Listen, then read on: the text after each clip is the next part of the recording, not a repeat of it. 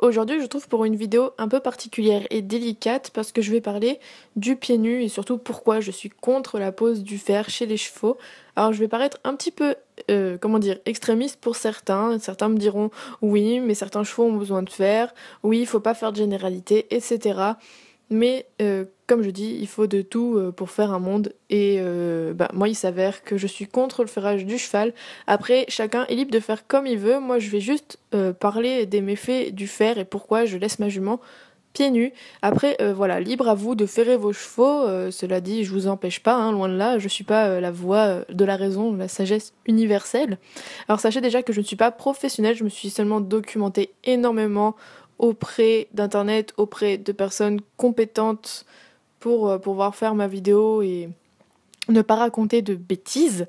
Alors déjà, pourquoi du coup j'ai laissé ma jument pieds nus? Alors quand elle arrivait à la maison, elle était déjà pieds nus, elle avait des pieds très très longs dans un état absolument lamentable.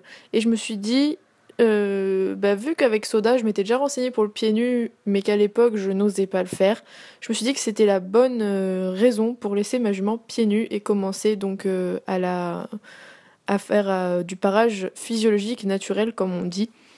Et donc voilà, je m'étais bien documentée et sachant qu'elle avait pas de fer, je me suis dit pourquoi pas continuer dans cette voie-là, on verra bien ce que ça donne, d'autant plus qu'elle était relativement à l'aise déjà pieds nus. Donc voilà, ça m'a vraiment permis de me lancer dans mon aventure pieds nus. Et plus le temps passe et plus vraiment je constate que les chevaux n'ont pas besoin de fer et pieds nus ils sont bien mieux. Alors pourquoi je suis contre le ferrage? Alors tout simplement, un cheval ne naît pas avec des fers. Certes, un cheval ne naît pas avec une bride dans la bouche, enfin un mors dans la bouche, et un cavalier sur le dos non plus. Mais si on peut leur épargner certaines choses, je trouve ça pas plus mal. Alors déjà, les effets néfastes du fer, ça enferme le pied tout simplement. En fait, le sabot, il est toujours en train de s'étendre, de s'élargir, de s'étoffer. La fourchette, elle grandit, les glaumes, ils s'écartent.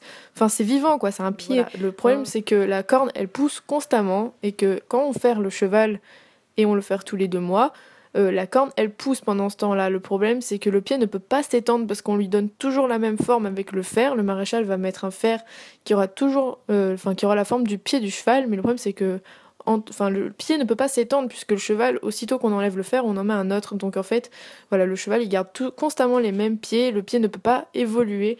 Donc voilà, c'est déjà un gros problème en soi. Ensuite, le problème, c'est que la fourchette et les glaumes ne touchent pas le sol. Alors certains diront mais non, mais les glaumes ne doivent pas toucher le sol, c'est dangereux, ton cheval il a pas de talons, etc. Un cheval n'est pas censé avoir de talons. Le cheval il est censé avoir les talons, très peu de talons, et les glaumes et la fourchette en contact avec le sol. Tout simplement. La fourchette, elle joue un rôle d'amortisseur et de pompe.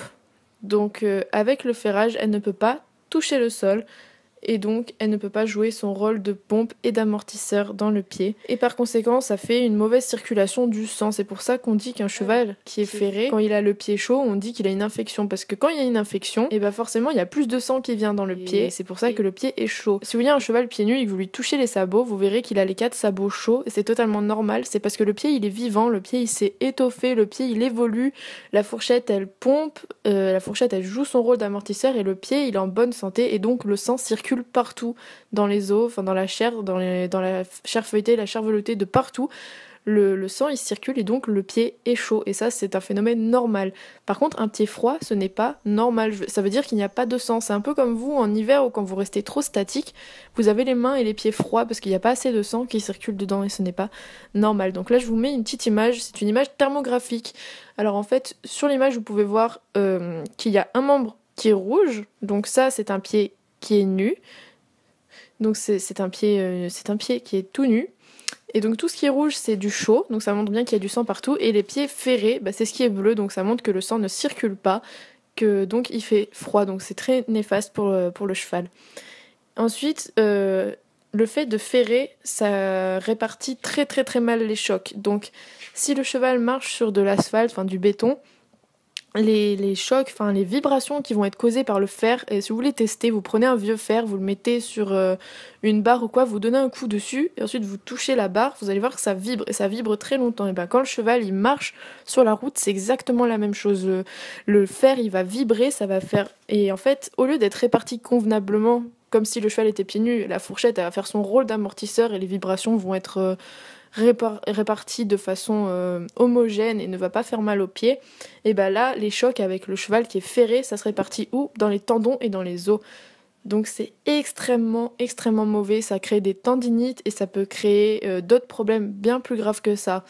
Alors pour donner un ordre d'idée, un cheval qui trotte sur la route en étant ferré, il peut y avoir une résonance de 800 Hz. C'est juste énorme. Ensuite, donc, ça rend insensible. Alors, en fait, le fait de ferrer le cheval, c'est comme si vous mettez des chaussures de ski. Vous ne sentez plus rien. Le pied devient totalement insensible parce que la fourchette ne fait plus son rôle de pompe.